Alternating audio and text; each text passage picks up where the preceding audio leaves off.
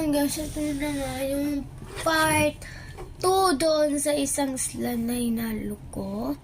Ngayon guys, hinalo ko na siya. Hindi ako makapaghintay. Nasatisfy ako kasi. Ayan, don't mention kung singot ako ng singot at ayos yung ko, boses ko. Sisikot kasi ako. Ayan.